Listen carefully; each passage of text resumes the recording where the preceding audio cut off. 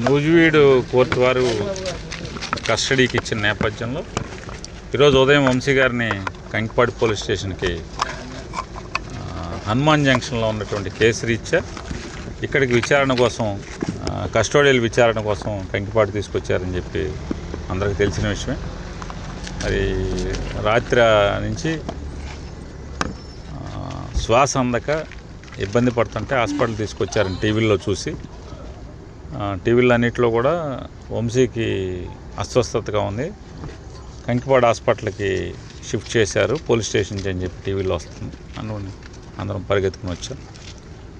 డాక్టర్లను అడిగితే వైద్యం చేస్తున్నామండి, ప్రస్తుతానికి ఆక్సిజన్ అవన్నీ ఏర్పాటు చేసాం, కొద్దిగా స్టేబుల్ అవుతుంది, అంటే సీరియస్ అయితే మేమే రిఫర్ చేస్తాం కదండి, లేదు ప్రస్తుతానికి అంటే ఒక వామిటింగ్ కూడా అయింది. అతను పోలీస్ స్టేషన్లోనే వామిటింగ్ ఎందుకు అయి ఉంటుంది, వామిటింగ్ ఎందుకు అయింది అంటే రకరకాల కారణం ఇన్వెస్టిగేషన్ చేయకుండా నేను చెప్పలేను కదండి, టెస్టులు చేయాలి, చూస్తున్నామని.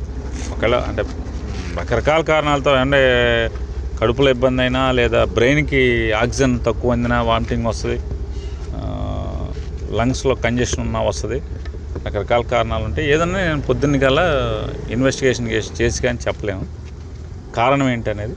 ప్రస్తుతానికైతే ఆక్సిజన్ అయి పెట్టి ఇంజెక్షన్స్ అవన్నీ చేశాను, సెలైన్ పెట్టాను అని చెప్పారు.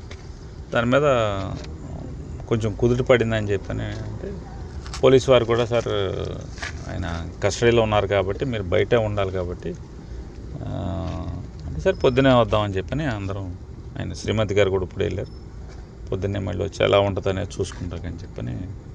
ప్రస్తుతానికైతే స్టేబుల్గా ఉందని చెప్పి డాక్టర్ గారు చెప్పారు.